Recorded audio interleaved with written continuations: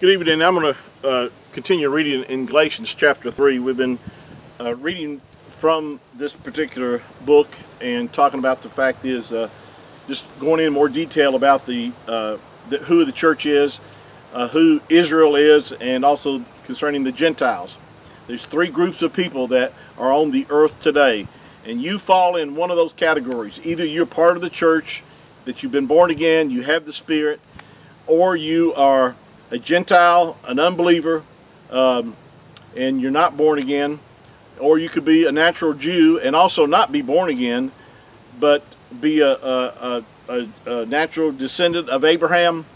And so our Creator, as I mentioned in our previous sessions, that when He sees mankind on the earth today, you fall in one of those three categories.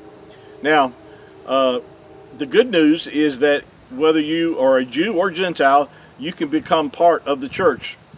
Now, the church age it started on the day of Shavuot or Pentecost, and the Spirit was given and poured out at that time. That's when the church began. Again, when I use the word church, I'm not talking about a church building. I'm not talking about Christianity per se or anything of this nature. I'm talking about an assembly or a group of people that the Messiah declared would be the set-apart ones that would recognize who He was and put their faith and trust in Him. He talked about this in Matthew chapter 16. And so we've already talked about that. So, and as I pointed out, once a Gentile puts his faith in the Messiah, he becomes part of the church. Once a Jew or a Yahudi puts his faith and trust in the Messiah, he's part of the church as well. And this is hard for a lot of messianic, and by the way, the word messianic is not even in the Bible. It's just a term that we've come up with for Jewish people who have put their faith and trust in the Messiah, and we've coined this phrase as being these people are messianic believers.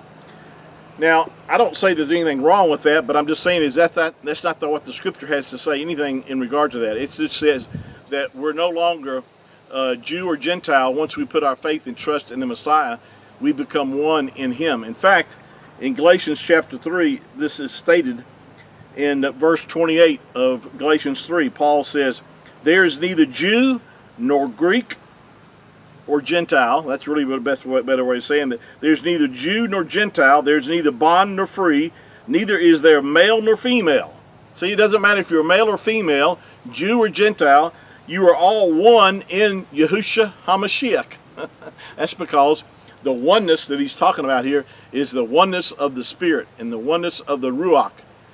We Jew and Gentile have been made to drink into one Spirit or one Ruach, and that's what puts us into the family of our Creator. That's why we're all joined together. Now, at the rapture, the church will cease to exist, because at that point, Yahuwah will turn His whole attention upon the nation of Yasharel. There'll be not one person left on the earth that's born again when the rapture happens. There'll be all unbelievers. But there'll be during this 7-year time frame, there'll be the gospel being preached by the two witnesses. There'll be the gospel being preached by angels during this time frame. There'll be men and women that will be saved during the tribulation, but they won't be part of the church. They'll be saved if they endure the tribulation and they live through the 7-year time frame. They'll be allowed to enter into this natural millennial reign of the Messiah. Well, He's going to come back to the earth. He's going to rule the earth, and all natural people that have saved will be allowed to enter into the natural kingdom here on the earth. They won't have experienced their resurrected bodies. They will still have the ability to sin. They will still have reproduce and have children. They'll continue on, and life, the longevity of life will be extended during this time frame. And all the sinners that are left on the earth, they'll be taken off the earth at that time, and they'll be cast into the lake of fire. The Bible talks about that. This is where the wheat and the tares parable comes into play.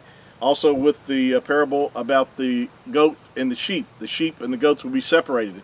And so So with a proper understanding of these different groups of people, then you could understand how things are going to unfold in the end times. The church in our home will be in the New Jerusalem, which the scripture talks about, that no one shall be able to enter the New Jerusalem except whose names are written in the Lamb's Book of Life.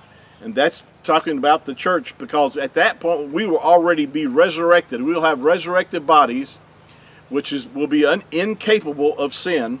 Sin will no longer be an issue or problem in our lives at that point, because this corruptible flesh will have put on incorruption. So no natural people will be able to enter the New Jerusalem. Only those that are written in the Lamb's Book of Life, which is talking about the church, people, Jew and Gentiles that are born again. We'll talk more about this on our next session. Thanks again for joining me this evening, and just remember that keep looking up, because Yahushua said that when you begin to see the things that are happening, just like we're seeing today, wars, rumors of wars, and all the different things, all the signs that we're seeing in the heavens and so forth, know this, that our redemption is drawing near. And he said, look up when you begin to see these things come to pass. He didn't say after these things come to pass. He said when you begin to see these things come to pass, look up, your redemption is drawing near.